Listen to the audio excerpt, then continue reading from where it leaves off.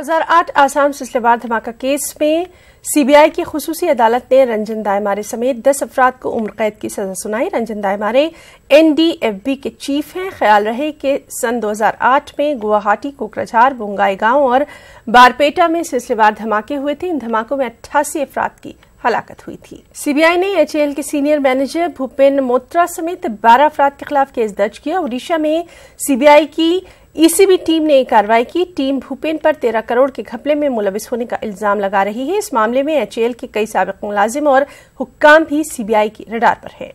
Iraq में फंसे तेलंगाना के जिला निजामाबाद से ताल्लुक रखने वाले 14 अफराद आज सुबह हैदराबाद पहुंच गए।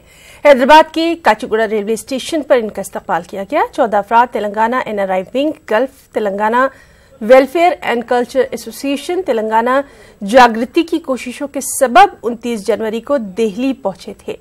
इन लोगों को एक एजेंट ने धोखा दिया था। इनको मुलाजिमत और वर्क वीजा का वादा करते हुए इनसे फीकस 2 लाख रुपए वसूल किए गए। मुतासरीन ने बताया कि वो इराक में 5 माह तक बेहद मुश्किल हालात का सामना करते रहे। वहां न इन्हें मुनासिब ग़िज़ा मिली और न ही काम ही दिया गया। इराक में गल्फ वेलफेयर एसोसिएशन के नुमाइंदे बिस्वंत रेड्डी की मदद से इराक के एयरबेल इलाके में हिंदुस्तानी कौंसल खाने से रब्त पैदा किया गया और उसी के बाद इंसानी बुनियादों पर इन लोगों को वापस हैदराबाद भेजने का काम किया गया।